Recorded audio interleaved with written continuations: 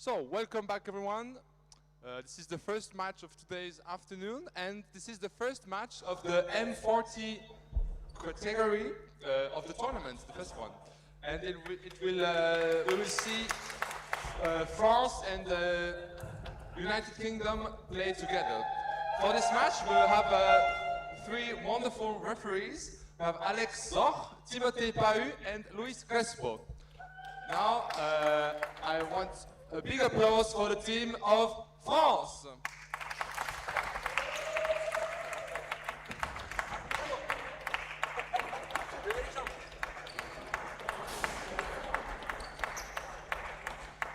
And now I ask the team of United Kingdom to come on the field.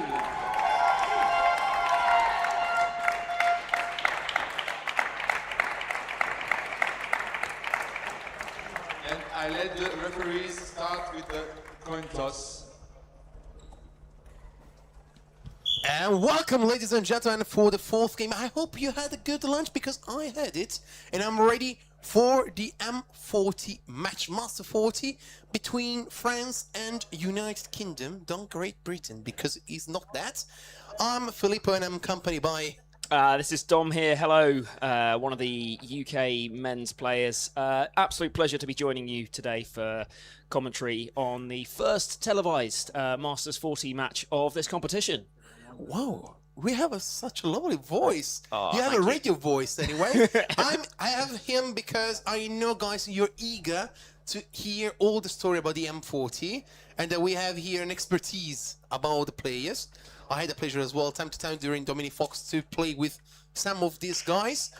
I imagine this match will be a little bit more slower than the one we saw during the day, so about the Swiss with Germany, men and women, and the game that you had, which was more intense, let's say in this way.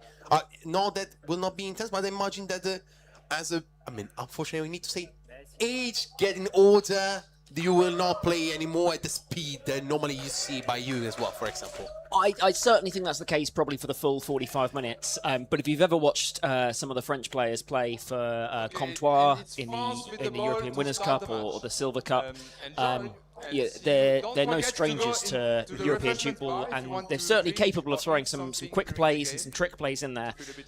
So we might see some quick burst of energy. But I think, yeah, maybe the overall pace, certainly the UK side will like to try and control things and do things their way, I think.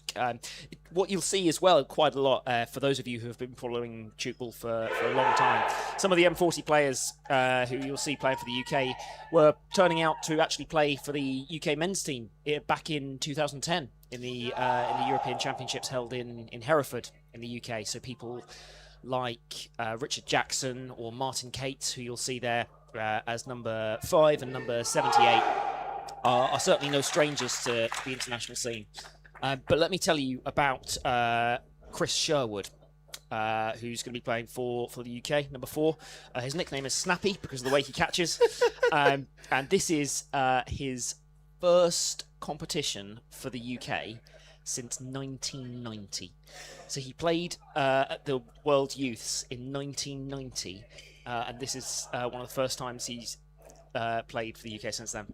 Wow, it's a long time indeed. And the funny part is I was adding the possibility to go with the UK M40 to the funicular coming up, and they told me, like, he is the one who started Tchoukball. And I am starting in 1990. Oh, I was born in 1990, guys. And you feel like finally someone doesn't make me feel old in that way. Oh, I know. Yeah, I've played with a lot of these players for their various clubs, whether that's at Portsmouth or for Fareham, where they call the Rhinos, or for Bury St Edmunds. Yeah, they've always had a hand in the UK game. In their own style, and they've really kind of helped shape Tchoukball in the UK across the decades, like you say, from people who set up Tchoukball in the first place in the UK through to training and being around those players who are going to be the next generations. Let's see who will be the next generation, because the UK is built up. I saw as well you guys have a Blake and a Haverit, which is a young guys. Don't forget Irish too. I'm sorry. Yeah, Irish so we have 3 who are making their their full debuts as the men's side. You saw some of them play at Geneva this year, or in December 2025. But yeah, so some genuine young players coming through, which is really, really nice to see when you look at like the oldest in our squad being 37 and now the youngest being 16. It's really cool to see the bringing through the next generation. And then, oh man, like over the last few years, so I was one of the UK coaches along with Liam Green in 2011 for the World Youth Championships, where we took a team to Austria to compete in Traiskirchen, and we lost every single game, right? Like that. Oh, but technically, we beat Chinese Taipei. Because after the competition, they got disqualified. So technically, one win we had. Against Chinese Taipei, yes. And I suppose it's how you measure success. Like, do you measure success at the youth level of, we won everything or we lost everything? Or do you measure the success of, well, actually, these players will play for the UK? Because from that team that we coached in 2011, James Gilton, now the UK coach, Mac Hofberg, one of the UK's most important, like those are the players that we're seeing, and to see so many UK players come and play in the youth competitions here in Switzerland for the last few days has just been so good to see. Like that, it's totally the future. It's really nice, and as well as you didn't know, because this is something off camera. Yesterday we was talking as well, the FITB president talk about the growth of the people. The growth of Tchoukball is really important, as we saw as well some national team as Austria fall down now. It seems like they won't try to get away back again. We have as well, for example, many club teams disbanded or really have a few players, not really that much. Seeing the youth going forward is really nice, and it's really nice to see as well which was the OGs, as we call it, here playing. And in the moment, France is leading 5-1. Seems like they have the upper hands, but be aware that it's a long game. We have just 3 minutes past it. Exactly. And, so it's nice. Pass, which is going to shoot. Ooh! They call landing. Yeah, from the main referee there, Alex Zock of Germany. It's quite a mixed team of referees that we have here. So we have Timothy Behut from Switzerland, the main referee, Alex Zock from Germany, and Crespo from Luis Crespo, Spain. from Spain. So yeah, right across the spectrum of Europe to referee. It's a really good. Let's see now this action. I need to say, I see already a few shoots, and I was like, they are going really strong. This seems like not as strong or whatever, not really the best, but it seems like really everybody who's shooting is pretty good. I talked too early, too soon. Slightly with the given point there, yes. I actually find as well, like just from, we're really high up in our ability to commentate here. And it's a really nice atmosphere to be able to. You almost want to referee from this position as well, because some of the things you can see from up here, for like the balls bouncing inside the forbidden zone, is so much easier when you have elevation. I think it's more difficult to judge things like landing or. Of course. Ooh. Great catch there from David Going. We need to shoot. Let's see what he will do. Oh, another. Given point. Yeah. Crespo called the frame there, but the main referee overrules for the given point for where it landed.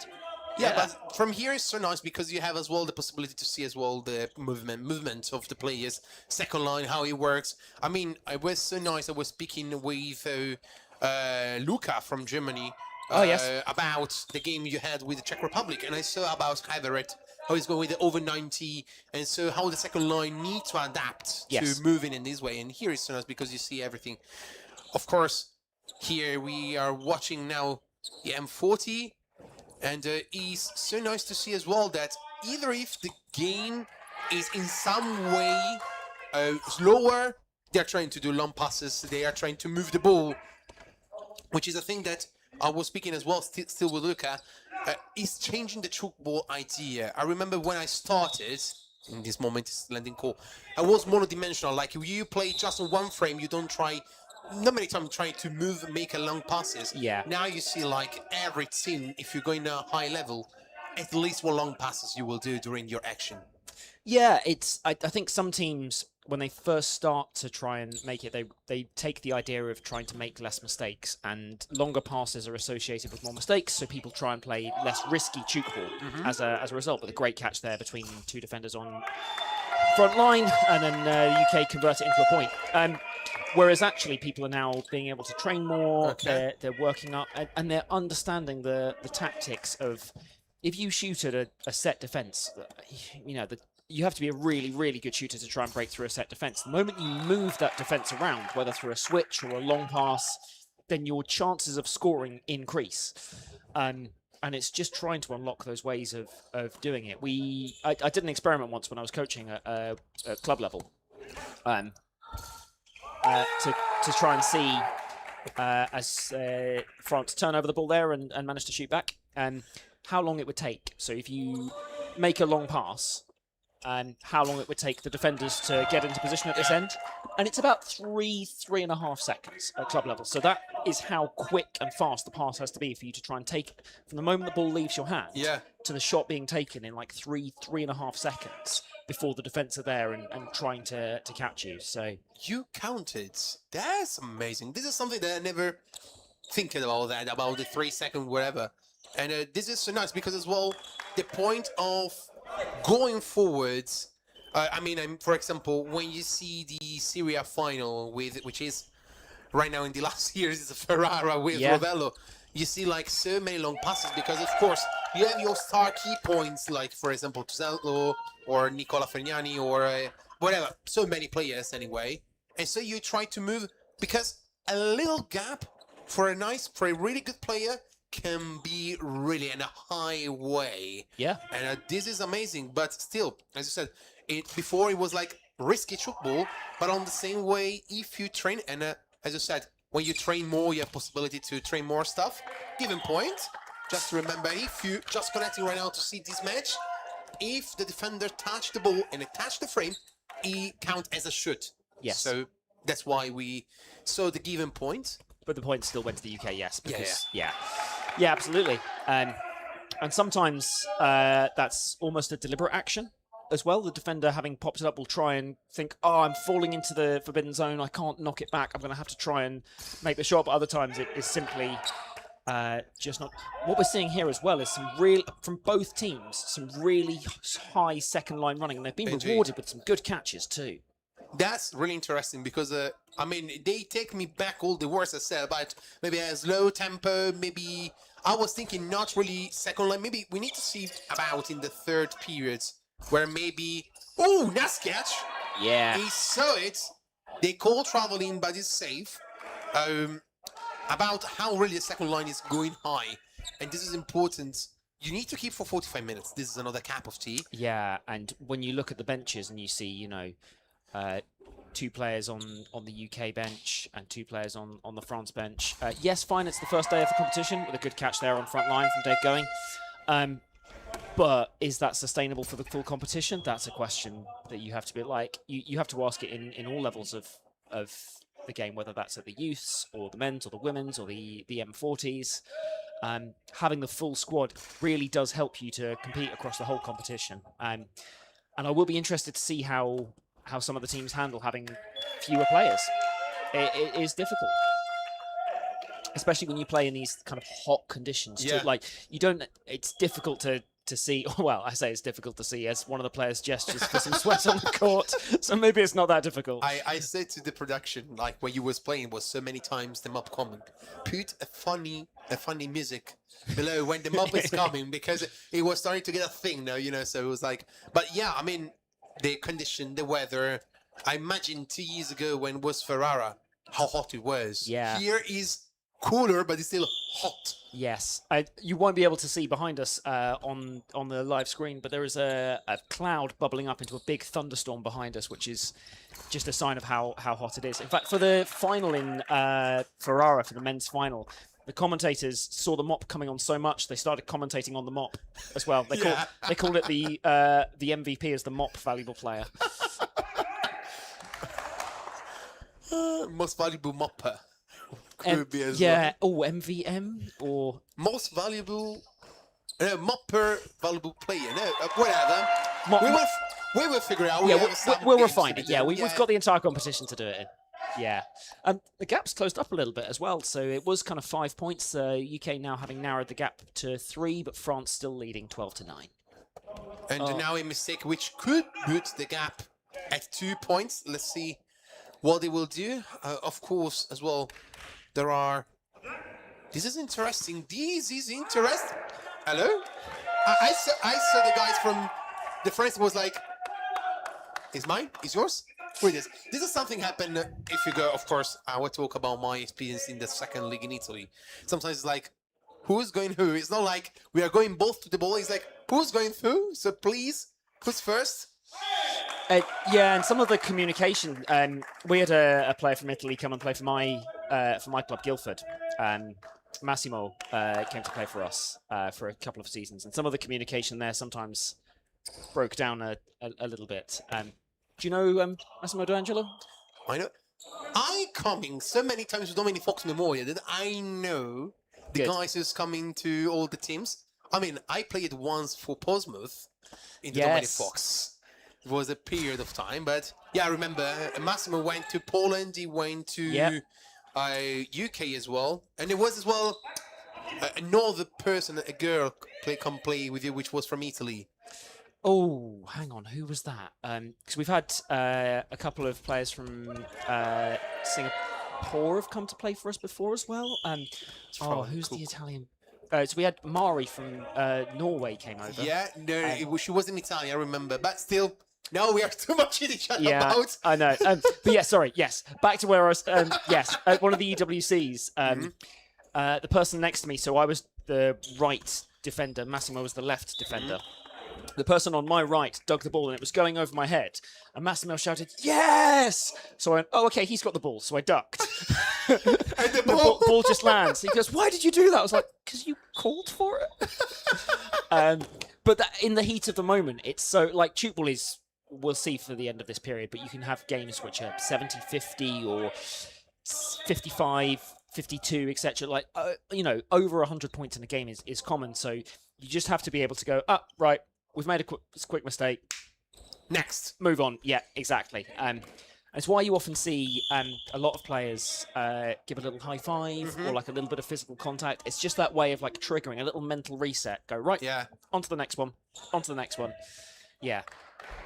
That is important as well, the mental. I was thinking and talking about your game, guys, regarding how it was important for Czech Republic to close the gap between 2-3 points before the 5 minutes, because afterwards will be really a mind game with you and them.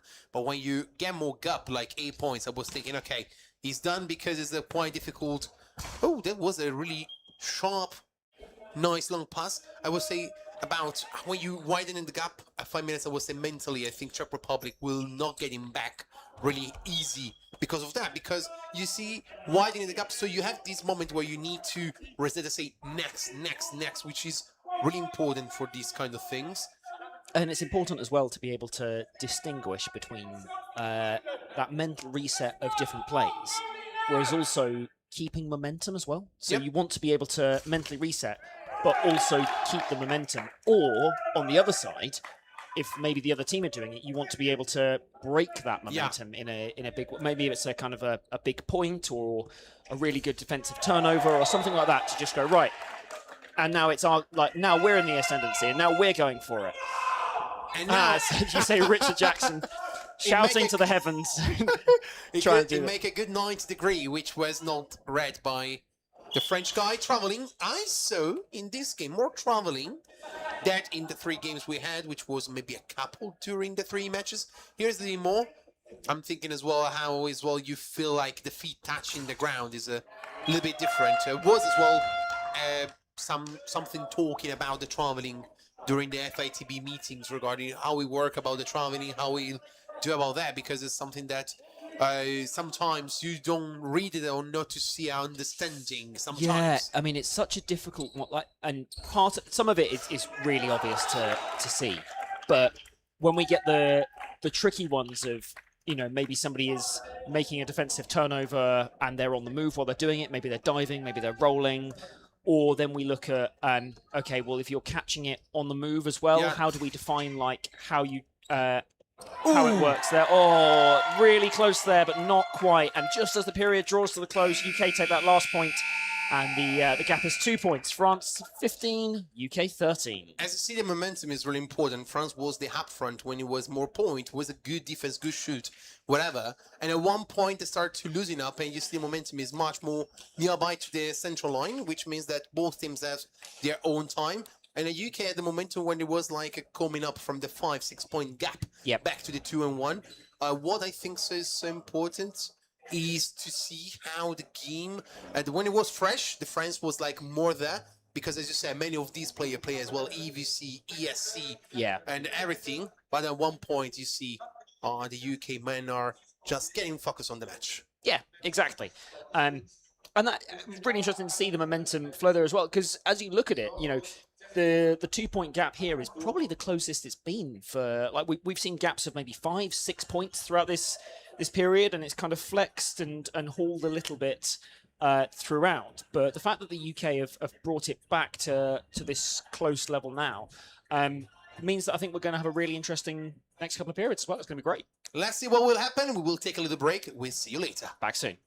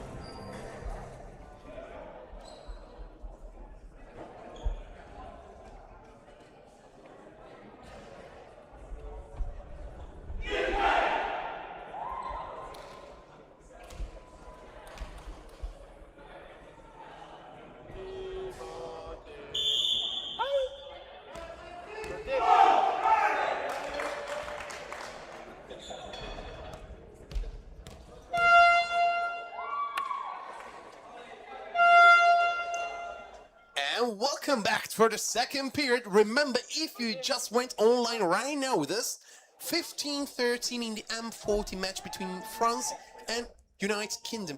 I need always to remember it's not Great Britain. Yeah, there is a difference there. For those geography fans amongst us, Great Britain is the largest island of the United Kingdom, which includes Wales, Scotland and England. Whereas the United Kingdom is the United Kingdom of Great Britain and Northern Ireland, which, fun fact, actually makes us the longest country name in the world. Something that you learned, if you have your geography teacher tell him or tell her this, you will have a 1 volt up. I imagine, and I hope so for you. There we go. 1 bonus mark in whichever geography quiz you have. Looks like the UK have made 1 change. They've brought Martin Cates down the end of 3, and they've taken off Jason Longhurst to be replaced with Andrew Wolf. And we see Richard Jackson score the 90 degree again there. He doesn't celebrate this one quite as quite as hard as the previous one, but there's a smile on his face. As well as the things of shouting, you know, you pump it up yourself, you fire up yourself, which is really important because sometimes, you know, when the gap is still getting 2 points, sometimes you think like, oh, maybe we are not good enough, and shouting is helping you a lot to remember that. And I still remember a couple of moments as well. Dominic Fox, when I play the league, sometimes I'm shouting because like, I'm finally done something, so it's good, fair enough. Absolutely. And what's really important as well is that we maintain this idea of fair play. Like, you can absolutely celebrate a good shot or a good catch that you've made without being disrespectful to your opponents in the way that you do it. And I think sometimes almost an excellent solo defense there. Lucky. Yeah, and I think sometimes people can get very, no, we can't celebrate this, and that's not the case, but it is in a sport built around the ideas of respect and appreciating your opponents.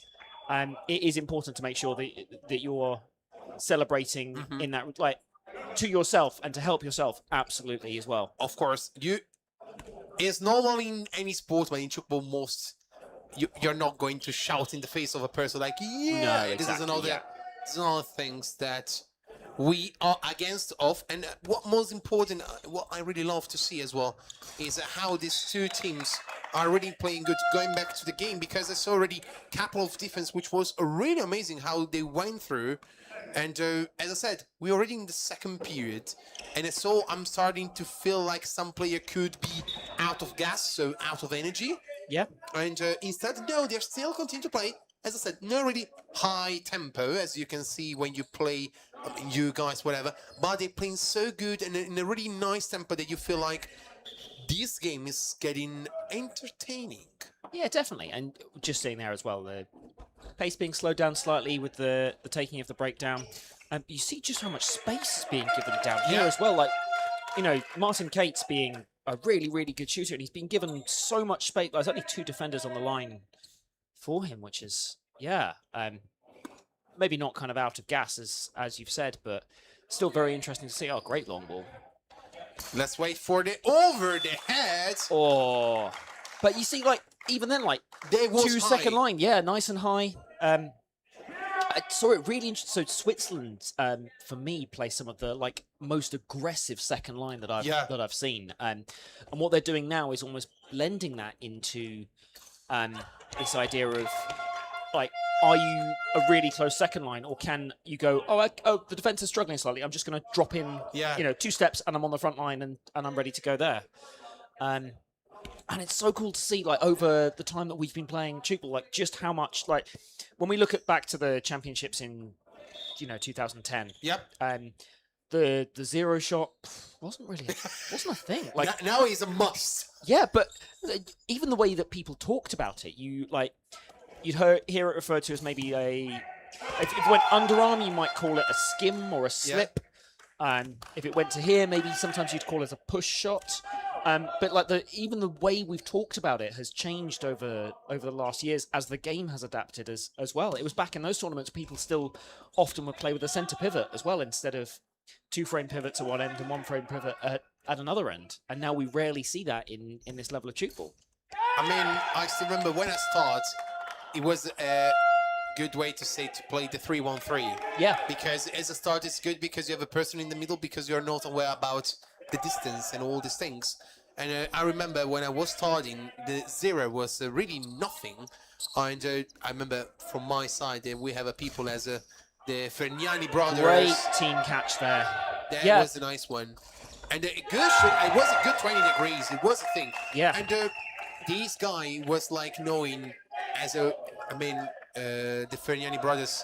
Marco and Andrea, right? Yeah? Yeah. Marco is like, I still remember in Prague, Gisin, the Europe, when he was catching the ball like on his feet, getting up and shooting, and I was like, this is really something.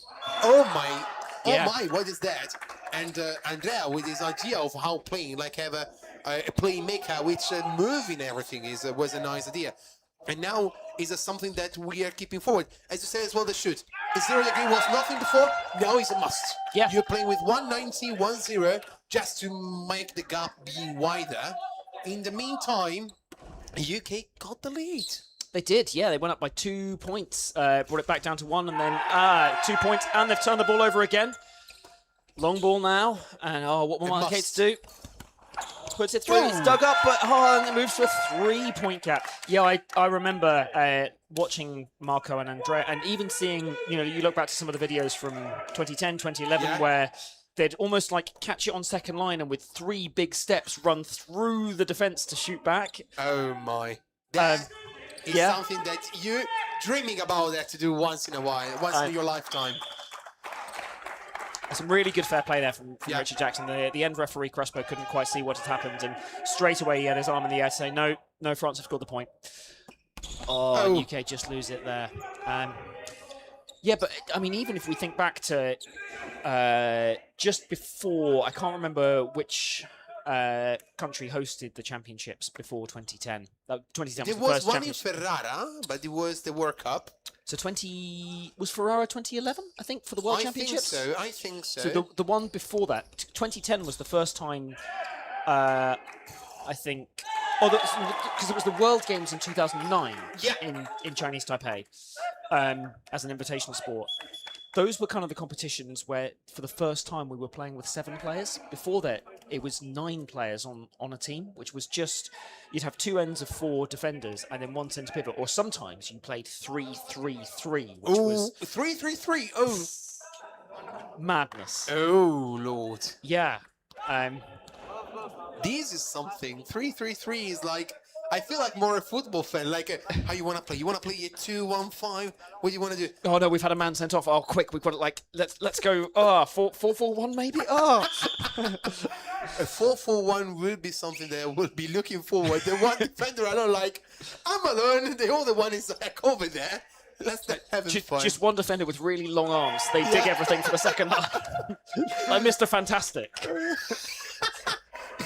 Could be an idea. In the meantime, guys, UK are keeping the gap of 2 points.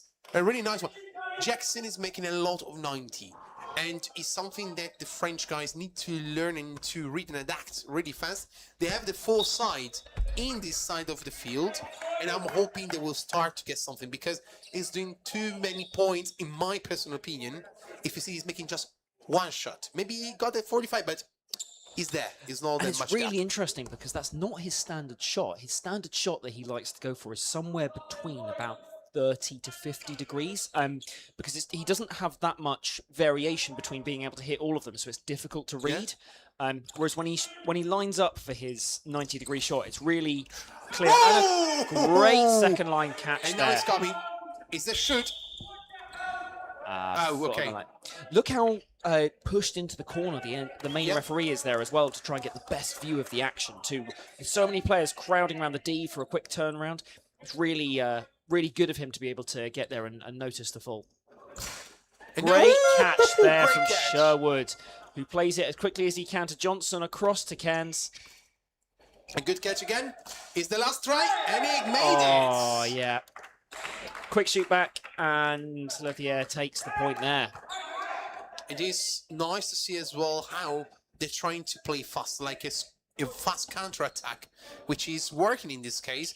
Right now, a pass on the opposite side, you need to do, and going for the 45, and it was a headshot. It was almost difficult to see where that was going there, because it ricocheted off 2 French defenders quite quickly, and it could have popped up anywhere.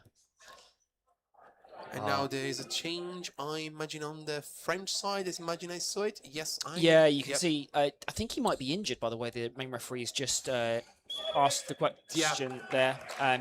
From our perspective, I think that might have been a given point, and I think the UK players were looking wistfully at the main referee to try and get that. But nope, all across to Cairns now.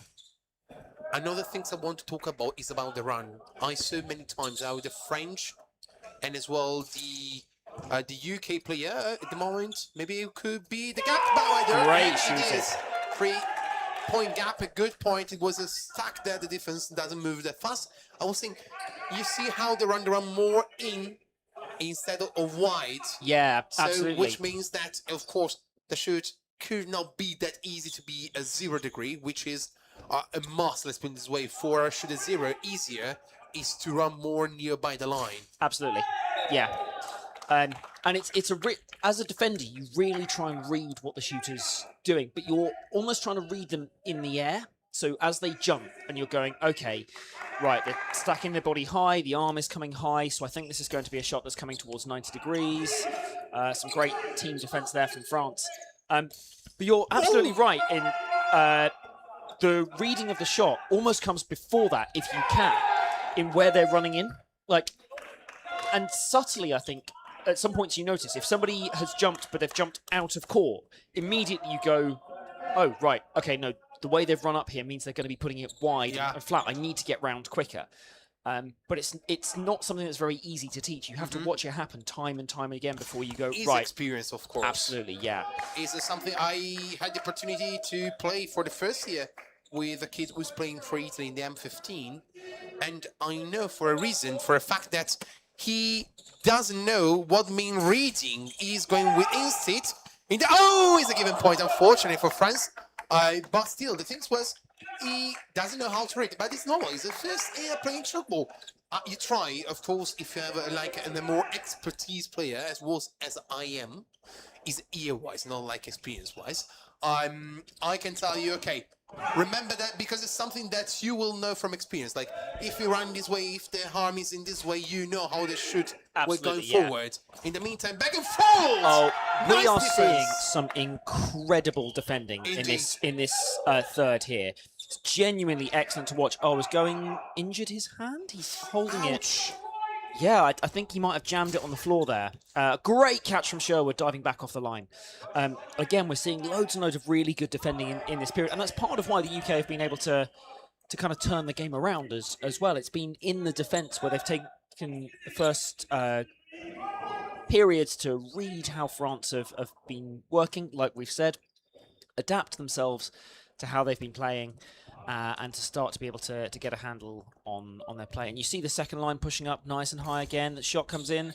It's caught by Dave Going and returned by Jackson, who celebrates hard again. Yes, the UK now push the gap to 4 points. I think this is the furthest we've seen them ahead, and it's a really crucial time with just 2.5 minutes to go before the end of this period. And it's crucial, you say right, mentally, you was up front, you went up to 5 points, and now you are back. But this shoot, it was great, because the defender was wide in a gap, and so he put in the middle a good 60 degree, which helping France to get back to the 3-point gap. But yeah, still, going back from the -2, at the start of the first period was -5. Getting now top 3 points, he helped you a lot. A good defense. Yeah, absolutely. Traveling, yeah. good call. Yep. He was making so much feet on that. Yep, and I think Renaud knows that's happened as well. He kind of has a little smile to himself, and yeah, Johnson then puts it over the top. Yeah, you can see Thibaut there, just kind of tapping his head a little bit. He knows that's where he should have been for second line, and it's, people have been running second line the entire time. They may be getting a little bit tired, maybe mentally just switching off towards the end of, again, another draining period. And that's the second time we've seen France do this same kind of play, where they do the option pass out, but then play it back immediately to the right shooter to the shooter at the same end, as like a little fake out. And UK, move up again there. This is a nice one from Team UK, which is up to 5 points. And we're seeing the value of experience here, aren't we? It's like so many competitions that these guys have played. I think maybe a junior side. Obviously, it's the M40s. It can't be a more junior side. But sometimes if you have a less experienced side who haven't been to as many tournaments, they go a few points down in the first period. They start to panic. The UK have been very calm about it. They've gone, no, we know what we're good at. We know how we're going to do this. We could defend really well. As Richard Jackson. Sorry, we laughed because it was like... I don't know how to describe that. Wasn't because he took it on his feet, and afterwards... Or he slippered, so he was like, okay, he slippered, so he tried to dive, or whatever, I don't know. I genuinely have no idea. It wasn't even like he dove towards it. He sort of dove sideways at it. Yeah. Yeah. I don't really know what's the point I think it's being discussed here now. The Raymond Free has summoned the captains. They're going to work out exactly what's going on with the decision there as well. Okay. Is a whoopsie. Yeah, exactly. Yeah, so the ball will be going back to the UK, and the point won't be awarded for all of Richard Jackson's efforts there. They won't be getting the ball. But France have got the ball. I'm not sure. No, wait. Yeah, time's not started yet. Please, guys. Wait for the timers. Time, please. It just sounds like the tennis now at Wimbledon. Where all the crowd are still being really noisy, and you just hear the umpire be like, "Please, time, please." No, touch the line. Yeah, it's slightly scrappy finish to this period, but I don't think the UK will mind that very much, to be honest. I mean, they're up to 4 points. It's fine for them to just make this idea losing time, which are not doing that. Now it's coming. The passes shoot really fast, but he's a frame, unfortunately, for Team UK. Yeah, France have got 3 seconds to do something about it. They're going to try, but they won't manage to get it in. No. And at any rate, the UK turn it over as well. Look at that momentum. UK, after the first period, they are getting on fire. And this is the most important things to see. That's why we have a 5-point gap. But the most important, which I like it, the momentum where they got back to 3 points up towards France. And you see afterwards is more like we get in. The flat line here for me is more important, because if you see the first half is like up and down, up and down, up and down. Here's more like we keep control, which is the most important part. If you keep the control, fair enough. You did your job perfectly. Mental control of the game. And the UK have put themselves in a really good position. We're going to take a short break now. We'll be back with you for the start of the third period. See you soon.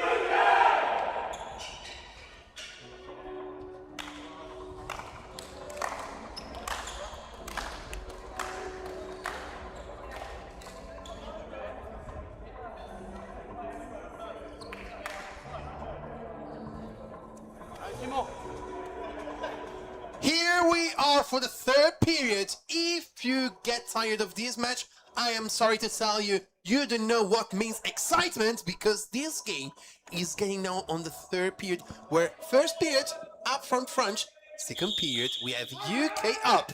Absolutely. What are we going to see in this third period here? We've had a couple of changes around in personnel from France. Oh, unlucky there. Just got trapped underneath him a little bit as he tried to make the catch on second line. You can hear France trying to applaud. They're trying to... Oh, the time has stopped. Mopping time. No, this quickly. Oh, there we go. The mop comes out again. See the movements. See how it went up and down. You can see how the mop is moving, and this is our mopping valuable player. MVP, there we go. Just like it featured in the final of the men's competition in the ETC 2024. So it makes its debut appearance again in the M40 here.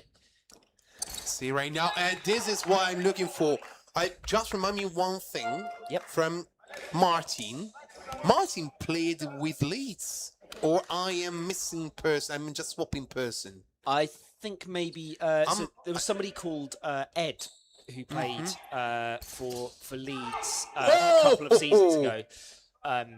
Who also wore the number 23 when he played. It's a very, very good number. I'm not biased at all when I say 23 is definitely the best number to play Tchoukball in. Okay. But yes, no, Martin played for a long time with Berry. Okay, so I took the wrong person. It was the one in Leeds, which is... it was a really nice shooter, I remember at the time. That's right. Yeah. No, so quite a few of these players that we see here have played for Fareham, the Rhinos team. Yep. How it used to happen was Portsmouth would have the Portsmouth team and then the Portsmouth Rhinos team, the veterans team. And we see players like Lyle Cairns or Chris Sherwood, Andy Wolf, who have all made that move kind of from Portsmouth to Portsmouth Rhinos. And then as kind of some of their locations changed, they moved slightly further away. They still called themselves the Rhinos, but it then became Fareham Rhinos. Yeah. So for another geography lesson, for what we talk about, it's Portsmouth itself is a little island, and just over the water to the west is the place called Fareham. So that's where they moved, but the players in the club were still broadly the same. Ashley Johnson, who you see as the left shooter on the right-hand side of your screens, he played for Portsmouth for a while, took a bit of a break, and then he came back to play with the Rhinos as well. His son competed for the under-15s in the youth competition. That's so nice. They came together. He supported his son, and now his son has gone back to the UK, and he's competing for the... No more holidays for you. No, it's my time. My turn. Yeah, absolutely. I mean, see as well you see more in Switzerland, but see as well in Italy, the UK, as well in Germany sometimes, the dynasty going forward. Absolutely, This is so nice as well, because as well, normally when you see the kids, when the kids are playing football, or if someone call over the sea soccer, football or rugby in the UK, as could be as well basketball in Italy, wherever. It's nice to see kids are choosing Tchoukball because it's fun for them. Absolutely. And so you see the dynasty come in front. For example, in Italy we have the Ferniani, we have the Zinetti. We have so many, I would say, dynasty families. We have it. Yeah, families, totally, because it's not just the different generations, but you also see it where a sibling will play, and then the other siblings will also play. Everett, for example, from you. Yeah, exactly. So Abby Everett playing for the UK women's team at this competition, with Lucas Everett playing for the men's team. And then again, so Richard Jackson, his daughter Heidi, for example, was competing for the UK in the youth competition too. Oh, unlucky. He was laughing, but he was unlucky. It was funny. Yeah, the ball just popped up there. It's just him trying to take it on the run, which meant the momentum slightly took it away. Oh, he faked the standing shot there, but you cannot change the ball. No, you could. So I don't think France know that. They're being told by the referee now that it has to wait until the point occurs. So UK will try and score that point now. It's slippery, guys. And this is the difficulty, isn't it? You can't change the ball until the point has been scored. But if it's so slippery that you can't hold the ball to score the point, it's a good pass from the guys on the side of France, which with 1, 2, 3 passes a good gap was created and a point was made. Yeah. Guys, it's time now to change if you want to change. It's now the time, but they didn't. It's like, it's happened as well. If I mean, your match was like Czech Republic asking for change the ball. They got the point against, and afterwards, no, we don't change. Guys, it's the time now. I know. I had it when so I was refereeing the first match as well between Switzerland and Germany men. And at one point, someone from the scoring table said, hey, I think you might want to change the ball at the next point because they're unhappy with it. None of the players were asking for it, were unhappy with it, but yeah, it is. You can definitely tell how quickly the ball gets slippery. The new balls as well are quite waxy. Yep. So a combination of a little bit of sweat and the wax does make it difficult to grip. In the meantime, we don't talk about how Team UK is up now 8 points. Yeah. They experience swimming. Well, there's experience all over the court, of course. Totally right. But yes, you're absolutely right. Yeah, that's coming through for the UK, and just even in the way that they're, making sure that they take their time. They've asked for the ball to be changed now, but the referee has said no. No, I think so. Do you want to change? No, it's fine. Okay, fair enough. Okay, all right. I wasn't quite sure what was going on there. The UK have also made a change as well. So Ashley Johnson, who we just talked about, has come off. He's been replaced by Jason Longhurst, who can play on the right or the left, so we might see a swap in a minute with Lyle Cairns as well. I've seen some gestures between the two of them, but yeah, versatility is also very, very needed in Tchoukball. We've seen quite a lot these days where when you play a 3-end and a 4-end, sometimes one of the defenders in the 4-end is normally a shooter. So Switzerland did this a couple of years ago. You made it so many times when it was trying to move in as well the ball. Liam and Mac was doing this. Yep, so they've been playing in that position as well. I think we're seeing it on a much more kind of wider European level as a tactic with this versatility. And this is so important. I was speaking as well during the match with the Swiss and the German. How a center, a pivot, as you want to call, is important that he can shoot and he have the possibility, because mentally think like, oh, just the two wings can shoot. And you don't have this guy who can shoot and can shoot well. It's like you lose the 50% of the possibility to make a point. And we saw it even with the defenders in the Switzerland-Germany matches as well. So Sternkopf for Germany, and then Nguyen and Marinier Pinheiro for Switzerland all have that as well, where they're part of the play, and quite early on they just go, all right, well, the defence don't think I'm going to shoot, so I'll shoot. And lo and behold, they scored. I still remember this joke about me and the coach when I was in Germany. He told me once per match you can shoot. Afterwards, never in your life. And I was like, please let me. No, you are a frame pivot. You're defending. And I was always joking with him like, you are really old-minded for Tchoukball. And he was like, I'm not interested. I'm coaching. I'm the one deciding. Fair enough. See, for me as well, when we see kind of a lot these days, you have a right-handed left shooter play to set up the shooter on the right to come through. I don't actually mind the idea that they shoot and they get caught. So if the shooter, once every 7 times, once every 8 times shoots, and maybe they score, maybe they get caught, I don't really mind that, because their job actually is to try and make the defence every single time think that they're shooting, sit the defence down, make it as easy as possible for that right shooter to come in and go, oh, I have no defenders to shoot against. Lovely, thank you very much. Here's a cheap point. Oh, no mop this time. We saw the mop a couple of minutes ago, but a little towel. Guys, no. This is disqualification. It just can't compete, can it? No, it's smaller. I mean, you have the flexibility, of course, but the mop is the mop. You can't do nothing without the mop. No, indeed. Oh, wait, a fast. Okay, it's a nice one. Maybe let's see what will happen. He could pass instead of shoot wide. Good catch by Renault there. You play it wide, over the top. Oh, great catch on second line there. You need to pass. Perfect. Remember that when you put the hand on the ground, is like you make a step. And that's also one of the things that the FITB are talking about to try and define travelling as well. Like, is that a fair way of refereeing it? Is that how we should referee it? Always the president of the FITB, oh, what a great shot there, shooting at a defender who didn't know that was coming. Yeah, the president of the FITB talks about trying to have everything as athlete-led. Like, without athletes, there is no game of Tchoukball. So understanding how best to, review the rules to make sure that they are still fair and relevant, and ultimately giving our athletes the best game to compete in, which is really good to see.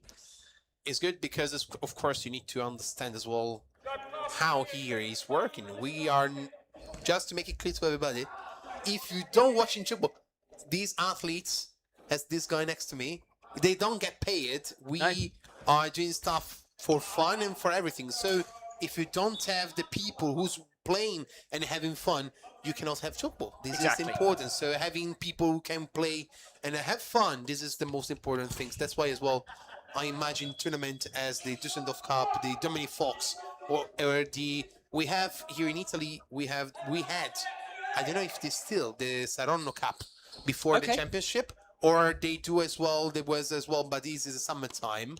And don't forget, of course, the Rimini Beach Festival as well. Yeah. I tell you this is my little secret. I never been to Rimini once. Never been to the... Never. It's been a very long time since I've been. 2013, I think, was the last time I went. But it holds some really special places in my heart for Tchoukball. In 2012, having been as I said earlier, the youth coach for 2011. Yeah. In 2012, we took a mix of youth players, but also we joined with some other teams as well. So 5 of the youth players made a team, and they called themselves the Gremlins. And people like Mac Hofberg were playing on that team. And then 2 of our players, James Skilton and Louis Smith, joined with some German girls who we knew from the tournament before as well. And then myself and Carl Lothian joined with some Italian girls as well. And we just had such an enjoyable atmosphere of playing good Tchoukball against people who were, at the same level as us in the under-19 competition. And doing it with international friends, which was just so fun. Great. Yeah, exactly. So fun indeed. The part is because... as well, everybody, we're working, so I didn't have the opportunity to have a weekend off for that times. Otherwise, more than happy to be there. But still, as well, these tournaments are important because Tchoukball is the base, is fun. So it's good to have a championship like this one. Great catch. Yeah. This was a nice one indeed. Have a fun, have a tournament for fun and competition, more competitive-wise, as this one is the European Tchoukball Championship. Absolutely, yeah. At the moment, I'm sorry, I just want to tell you, I started to call the game because there's already 9 points gap, and it seems like, nice catch. Very nice catch, yeah. With 3 minutes to go, yeah. UK have also brought on another substitute as well, so Twiddy has come on to replace Cairns.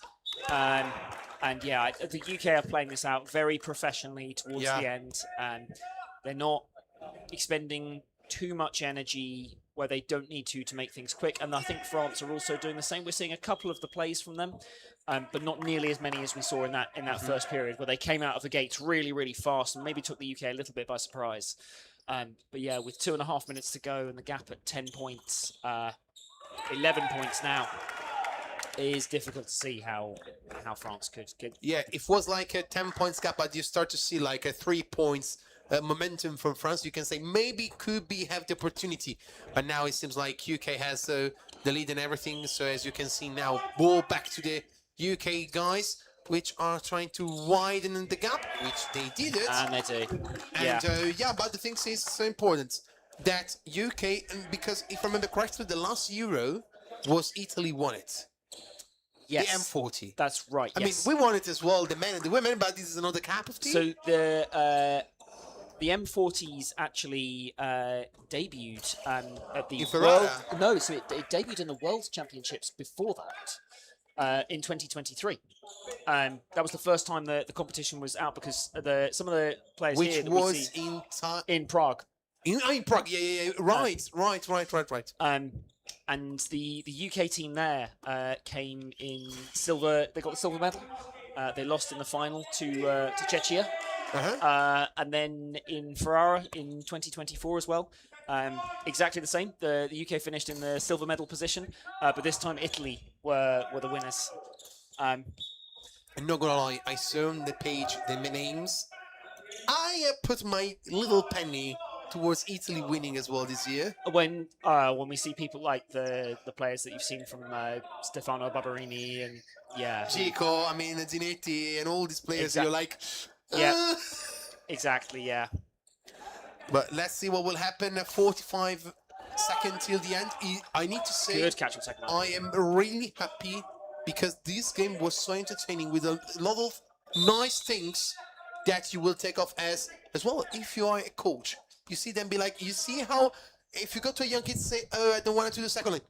These guys are doing that for 45 minutes, so don't blame and start to run. Yeah. We saw relatively few in the game that we played against Czechia. Oh, almost a really, really good catch on second line there, but just out of reach. In our game against Czechia, there were very few shots that were getting popped up to second line just from the way that they were shooting. But here, you can probably hear in the crowd somebody's counting down as the timer goes down. And they don't quite manage to get the shot in beforehand, but UK still comfortably close out the game there with a 9-point gap, winning 47-38. And that is that the full match momentum? The full match indeed. Yes, okay, yeah. As you see now, from 1 point onwards is just UK, which is sometimes getting back to France a little bit. But as you see, momentum at 1 point was just UK. Much more wider, which means much more momentum from the Team UK, which make you understand how Team UK at the third period was like on a run. Absolutely. Yeah, they pushed it out early doors in that third period. They made that gap to a really comfortable level of about 10 points, and then they just held it at the gap the entire time. As you can see there from the split. Yeah. Even though the second period was the one with the biggest gap, the third period they pushed that kind of 4-point lead out in the first few minutes and then just held it there for the rest of that period. Really, really good to see. It was a good match. Now we take a break. Coming from the next match from us is everything. Thank you very much for being with us. See you later. Take care. In the European family, it's the first time we are going to see Denmark play in the European Championship. So, yes, make sure to be here in 10 minutes to watch this. And yes, see you soon.